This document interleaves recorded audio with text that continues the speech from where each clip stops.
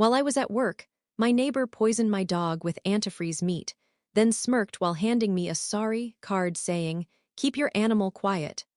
But when I found her $5 K noise complaint, I bought cameras that would catch her killing her own plants for fake fines. I was standing in the middle of my driveway in Tacoma, Washington, holding the stupid pastel "sorry for your loss" card like it was a live grenade.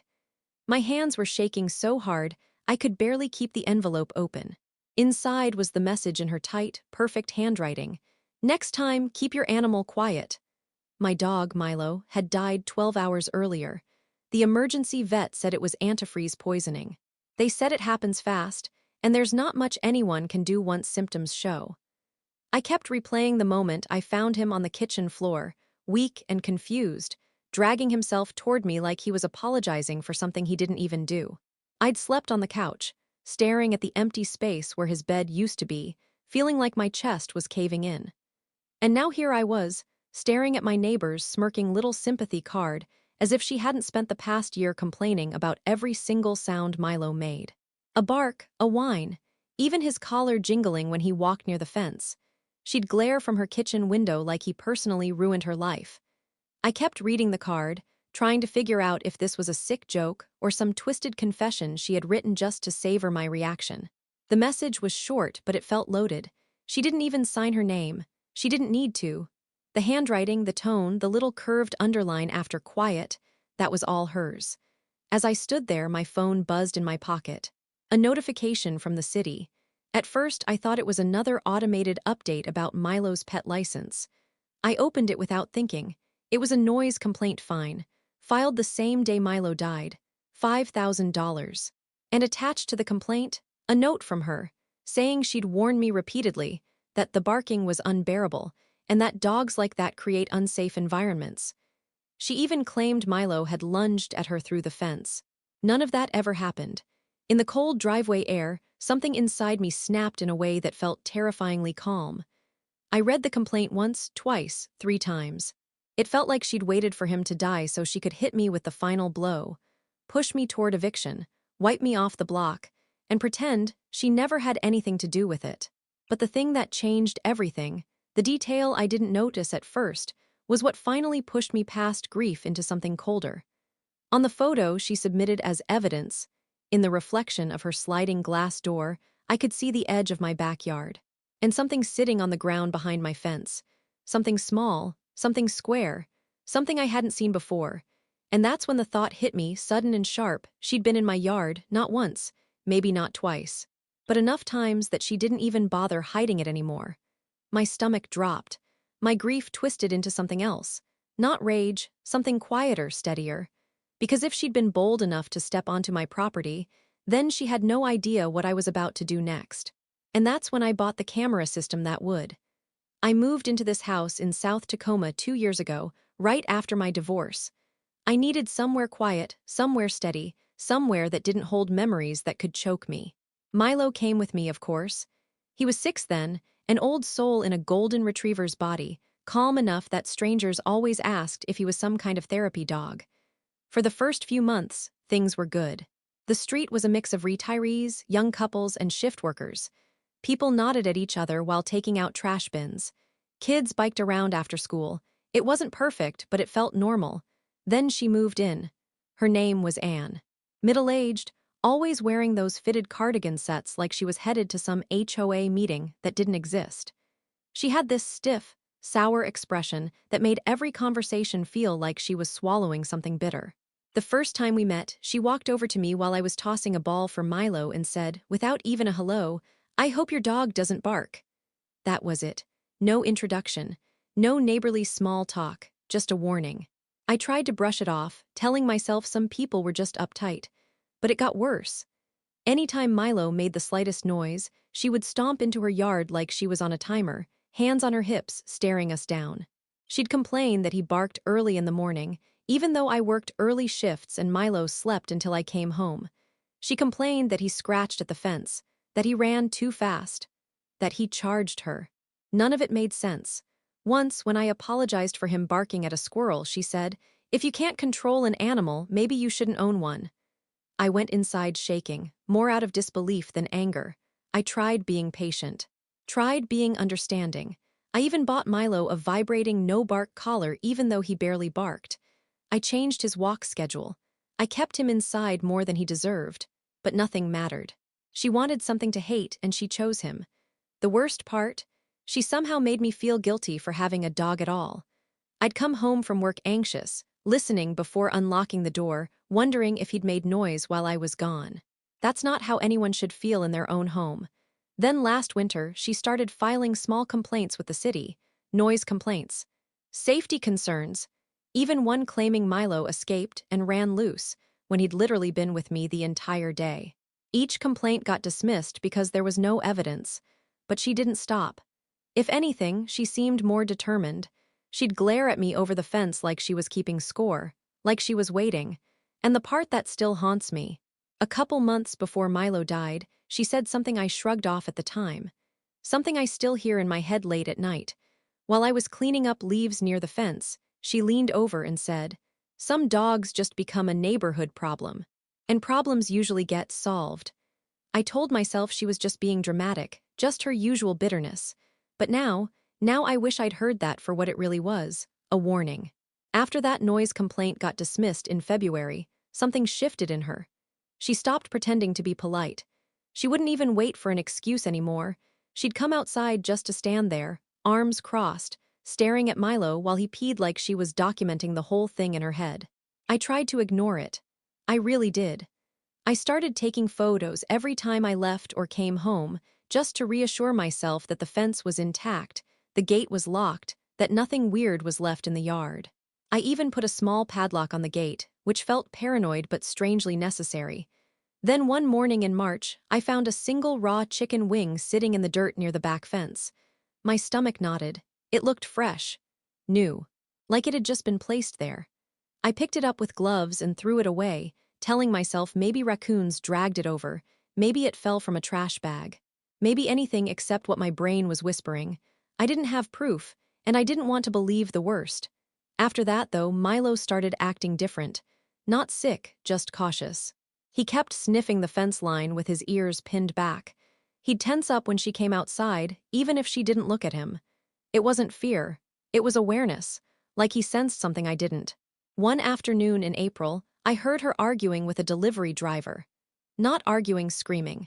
She kept saying the trucks made too much noise, that they were ruining her peace, that she'd moved here for quiet, and the neighborhood needed to understand that. The driver apologized, but she just kept going, her voice harsh and sharp like she was trying to punish him for existing. I watched from my doorway, and for the first time I saw it clearly. This wasn't about Milo. She hated noise. She hated disruption. She hated anything she couldn't control. The world itself seemed to offend her. By early May, other neighbors told me she'd filed complaints against their kids for screeching during recess hours. Someone else said she reported a neighbor's wind chimes. Another said she called the cops on a barbecue because people were too loud while chewing. Everyone laughed about it in that awkward, uncomfortable way people laugh when something scares them. But everything kept escalating at my house. Twice I came home to find my gate open. Both times I was sure I locked it. I started locking it with a second latch, checking it twice before leaving. I even texted myself photos to timestamp it. I kept thinking, just hang on, just get through this. She can't keep doing this forever. Then June came. Warm, quiet, normal. Until the day I found Milo collapsing on the kitchen floor, drooling thick white foam and whining in confusion. I rushed him to the emergency vet, shaking so badly I could barely drive. The vet pulled me aside, voice low, face grim, and said the word I didn't want to hear, antifreeze. I kept saying, "He doesn't go anywhere. He doesn't leave the yard. How would he?" But they just shook their head. Dogs only get poisoned like that one way. On purpose. The grief cracked me open in a way I didn't know was possible. I barely slept. I barely ate. I walked through the house like I was haunted. And then that card showed up. And then the $5,000 complaint. And then that photo with the reflection. And suddenly the grief wasn't just grief anymore. It was clarity. This wasn't paranoia. This wasn't imagination. This wasn't misunderstanding. This was her escalating over months, maybe longer. And I realized something horrifying. If she'd gone this far already, she wasn't done. I didn't sleep the night after the fine showed up. I sat on my living room floor with Milo's collar in my hands, replaying every moment of the past year like I was suddenly seeing it all from a different angle. That reflection in her sliding door, the thing I saw in the background of her evidence photo, wouldn't leave my head. So the next morning, still running on nothing but anger and caffeine, I printed the photo out at full size. I taped it to the kitchen wall and stared at it like it was some damn crime scene board. And that's when I noticed something I hadn't seen before. Not just the box-shaped object behind my fence, but the ground around it. The grass was lighter in a perfect square, like something heavy had been sitting there for a while. Weeks. Maybe months, long enough to bleach the grass under it. But here's the thing, I had never put anything there. Which meant someone else had. Which meant she hadn't just been in my yard, she'd been in my yard regularly. My chest tightened. I zoomed in on the printed photo with my phone like an idiot even though it was already in front of me. The object was blurry, but it was definitely a container of some kind. Small, rectangular, almost like a cooler. My stomach dropped. Antifreeze can be kept in coolers. It doesn't freeze. And raw meat? That has to be kept cold if you're storing it for repeated use. That was the moment the grief broke into something colder, something sharper. Because that cooler meant intent. Planning, time. This wasn't a moment of rage, this wasn't impulsive, she'd been preparing. I was still staring at the photo when my phone buzzed. Another city email. I opened it automatically and froze. It wasn't about noise this time. It was an anonymous tip sent to Animal Control, dated 1 month before Milo died. The subject line said, "Owner neglecting dog, leaves it outside for hours. Dog is crying in distress." I blinked. I hadn't known about this one. I always checked my mail, and the city usually sent physical copies. But attached to the report was scanned paperwork with a handwriting sample, the same handwriting as the sympathy card. She'd reported me for neglect a month before Milo died. She'd been building a case. A pattern, a paper trail. Then something else jumped out at me, a paragraph that made my blood run cold. Dog appears sick, possibly poisoned by something in yard. Owner not paying attention. I read that line 3 times, then a fourth. She'd written possibly poisoned. A full month before Milo ever showed a single symptom. My hands went numb. How the hell would she know to write that unless, no, I needed to be sure. I called the animal control officer, whose name was listed. He picked up on the second ring. I told him I'd received a copy of an old report and asked a simple question. Did the neighbor say why she thought the dog was poisoned? There was a pause. Then he said, "Yeah, she mentioned seeing your dog eat something near the fence and said she was concerned." My heart stopped. Eat something near the fence. Near her side of the fence. She described the poisoning before it ever happened. I thanked him and hung up, my fingers trembling. I stood there in the kitchen staring at nothing, feeling my whole world tilt. She hadn't just poisoned Milo. She'd been testing the route, watching his reaction, preparing the story. She wanted a record showing I was a bad owner, so that when he died it looked like my fault. I pressed my palms against the counter, breathing hard. This was planned, deliberate, calculated down to timing and paperwork. But the real twist wasn't the cooler, or the forged story, or the anonymous report. The real twist came 3 days later, after I bought the camera system, after I installed it, after it recorded something I wasn't even looking for, something that proved she wasn't working alone. I installed the cameras late on a Sunday night, not the cheap ones, real, high-resolution, motion-activated units with infrared and cloud backup. I mounted one on the back porch, one facing the gate, and one on the far corner of the yard, pointing directly at the fence line where that cooler-shaped shadow had been. I didn't expect to catch anything right away. I figured she'd lie low, especially after filing that massive complaint. People like her don't strike when they think you're paying attention. They strike when you're vulnerable, but the cameras weren't for her. They were for confirmation, for sanity, for whatever the hell I was planning to do next. 2 days later, while I was sitting on the edge of my bed staring at Milo's empty water bowl, my phone buzzed. Motion detected. Back fence. I opened the app on instinct, more tired than alert, and the video loaded in shaky, infrared blues. First I saw the fence, then movement, then a hand, a small hand, a kid's hand, a kid. Someone short was shoving something through the gap under the slat. Small pieces, dropping them one by one. At first I thought, this can't be her, she's not that short. Then the figure stepped back slightly, and I realized it was a teenage boy. Maybe 13 or 14. Skinny, nervous, glancing back at the house behind him, her house. And then she appeared. She walked up behind him, said something I couldn't hear, and he nodded. He handed her an empty sandwich bag. She peeked under the slat like she was inspecting his work. Then she patted his shoulder, pointed toward her patio, and walked away like this was just part of her evening routine. My throat went dry. She'd used a kid. A kid who didn't know any better. A kid who probably thought he was helping some cranky woman deal with a problem dog. The camera caught it all, every detail, every angle, and right then, something inside me clicked into place. Clean. Cold, final. This wasn't revenge anymore. This was evidence. This was strategy. This was going to be the slow, careful dismantling of her entire life. I watched the clip 4 more times, memorizing every movement. On the 5th replay, I spotted something else on her patio table. A cooler, the same size, the same shape. I sat back in my chair, the rage settling into a kind of terrifying stillness. I realized I had everything I needed to ruin her, but if I moved too fast, she could spin it. She'd done it before. She'd build a narrative, paint herself as the victim, twist the facts until it all sounded like misunderstanding. No. I needed something airtight, undeniable, something that would hit her so hard she'd never recover, so I made a plan. Step 1, keep quiet, say nothing, don't confront her, don't give her any reason to change her behavior. Step 2, gather more footage, not just one incident, a pattern exactly what she'd tried to build against me. Step 3, identify the kid, not to punish him, to protect him, to keep her from using him again. Step 4, build a case strong enough to hand to the police, animal control, and the city in one coordinated strike. But there was one more step I didn't expect, something that came out of nowhere. Because while I was collecting evidence on her, someone else was collecting evidence on me. 3 nights into filming, I got another motion alert. But this time, the figure entering my yard wasn't the kid. It was a grown man, tall, hood up, moving like he knew exactly where the cameras were and how to avoid them, except he missed one. The corner cam caught half his face as he turned, and I recognized him, not from my street, not from the neighborhood, but from her house.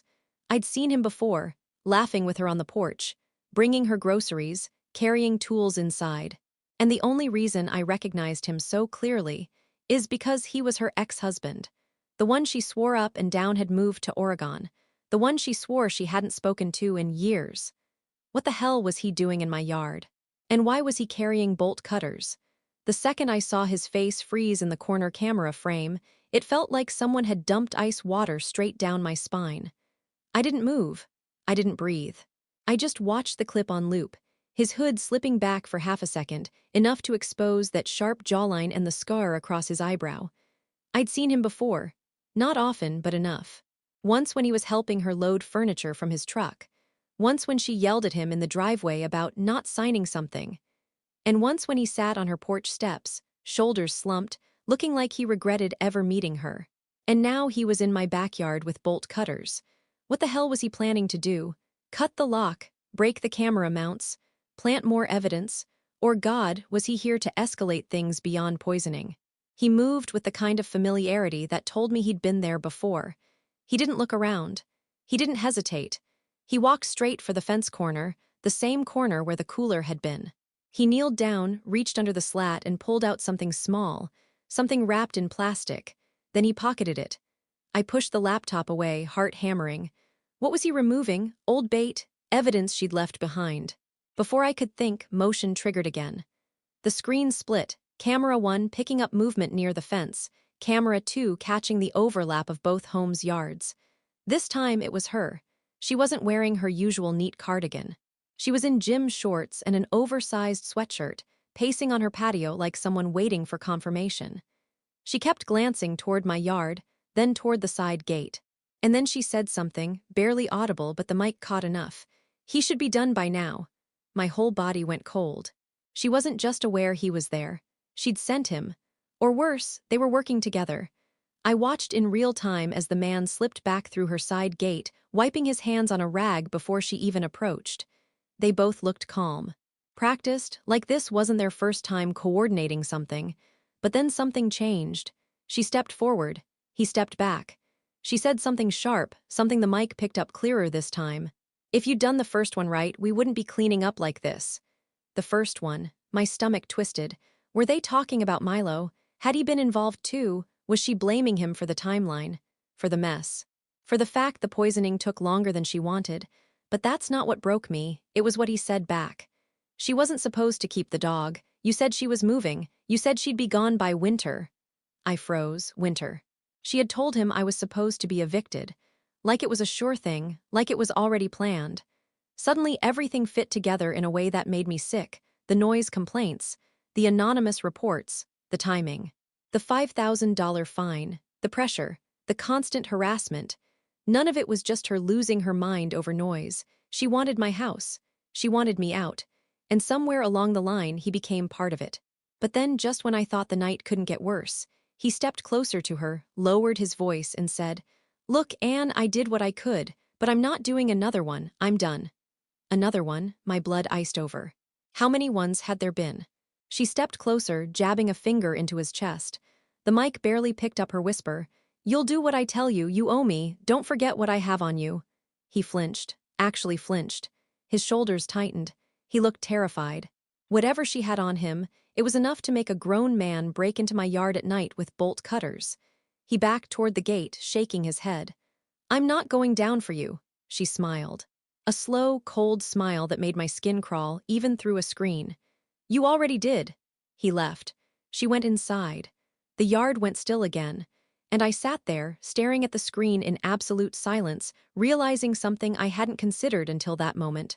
She wasn't doing all this because she hated noise, or dogs, or me. She was doing it because she had a reason. A real one. A cold one, a dangerous one. And if I didn't figure out what it was and fast, she wasn't going to stop. I didn't sleep that night. I didn't even lie down. I sat in the dark with the laptop open, replaying the clips over and over, trying to piece together how deep this went. By sunrise, I had a folder full of evidence, a notebook full of timestamps, and a sick, heavy feeling that none of this was actually about Milo. It was about me, or more specifically my house. But the real reason, the one she hid under all the noise complaints and fake concern, didn't reveal itself until the next afternoon, when I finally decided to talk to the one person who might actually know more than he realized. Her ex-husband. I found him sitting on the curb 2 blocks over, chain-smoking like he was trying to burn stress out of his lungs. When I approached, he panicked at first, eyes wide, shoulders jerking like he expected me to hit him. I didn't yell, I didn't accuse, I just said, "I have footage of you in my yard last night. I know she sent you, and I know she has something on you." He went still, completely still. Then he rubbed his face with both hands and let out this dry, broken laugh that wasn't funny at all. "She said you'd figure it out," he muttered. I didn't speak. I just waited. The silence cracked him open. "She wants your house," he said. "She's wanted it since the first time she saw the inside during that block holiday thing. She told me it was the only livable property on the street, and she deserved it, like it was owed to her." I felt my jaw tighten. "So she tried to get me fined and evicted." He shook his head slowly. "No, you don't understand. She needs your house, she doesn't just want it." My stomach twisted. "Why?" He looked away like the answer was too humiliating to say out loud. "She's drowning," he finally whispered. "Financially, completely. She's in debt way deeper than she lets on. She took out loans she can't pay back from people you don't mess with. Your house is the closest thing she can flip fast without raising suspicion. She has a guy lined up, a contractor friend who said if she got you out, he'd handle the paperwork." My scalp tingled. I felt nauseous. "She planned to make you look unfit," he continued. "Like a nuisance, like a danger. Enough for the city to force you out. She told them you were mentally unstable, that you neglected your dog, that you screamed at night, that you threatened neighbors." My chest tightened. "None of that is true." "I know," he said. "But she's good at sounding reasonable when she needs to. And she said once the dog was gone, you'd break, and the city would push you out faster." The world blurred for a second. She killed Milo because she needed leverage. A bargaining chip. A narrative, a way to collapse my life on paper so she could take the one thing she believed would fix hers. But that wasn't even the worst part. "She's done this before," he said quietly. I froze. "What?" "In her last neighborhood. Different city, different house. She targeted a couple, filed complaints, staged confrontations, even paid a teenager to vandalize their fence so she could blame them. They left, sold the house cheap. She moved in less than 2 months later. My heart pounded sickly. And nobody stopped her. She's smart, he said. Careful. She picks people with no family nearby, no resources, no time to fight, people who can be pushed out without a scene. And she keeps everything just believable enough that the police think it's a civil dispute. And the poisoning, I forced out. He swallowed hard. That was her idea. She said breaking your heart would make you unstable. That people grieving pets act irrational. She said if the city thought you were spiraling, they'd take the complaints more seriously. I stared at him, horrified, speechless. He looked at the ground. I didn't know she'd actually do it. I told her she was insane. She said, he paused, voice cracking. She said pain makes people compliant. Pain makes people compliant. I felt those words like needles under my skin. He kept talking, quieter now. She told me if I didn't help clean up the cooler, she'd hand over my old charges to someone who'd make sure I never saw daylight again.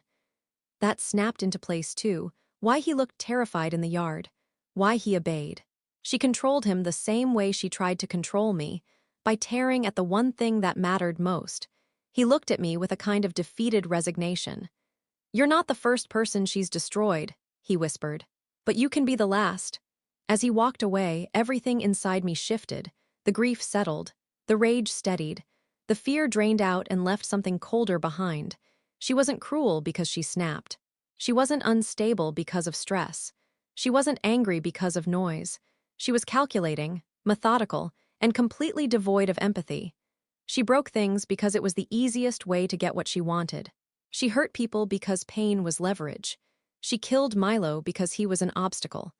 And now I had everything I needed to take her down so hard she'd never hurt another living thing again.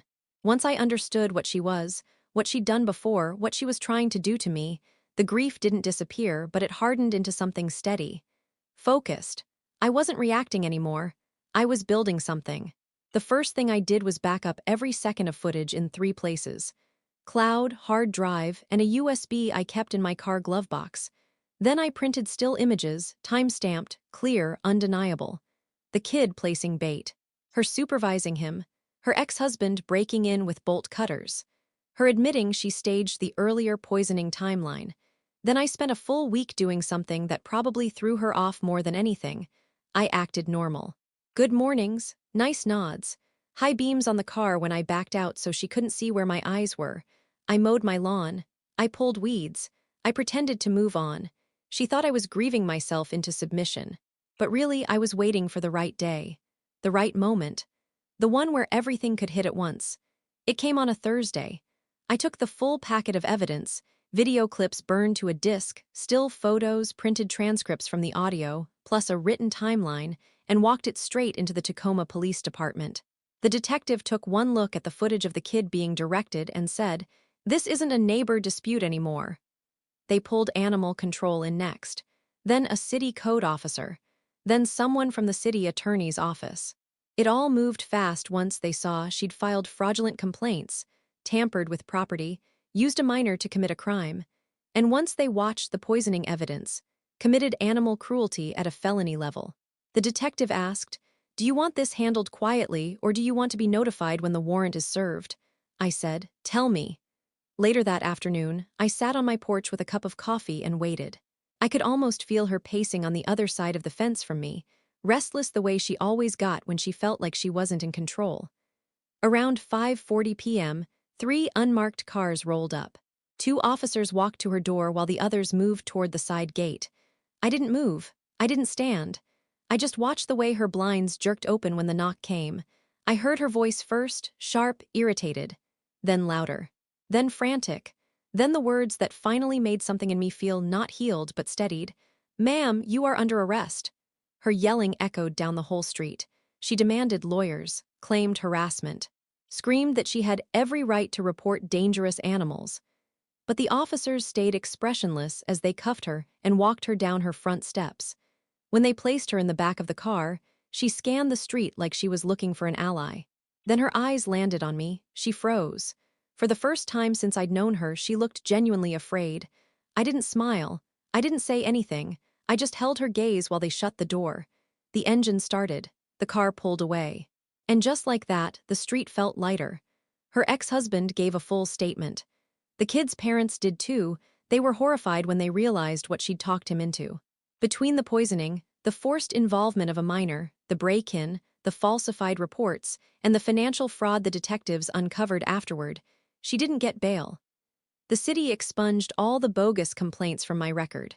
The $5,000 fine was dismissed within 20 minutes. I still miss Milo. That grief doesn't go away. It sits quietly in the background of everything. But I got a little justice for him. Real justice. Not revenge served in anger, but accountability carved out with patience and truth.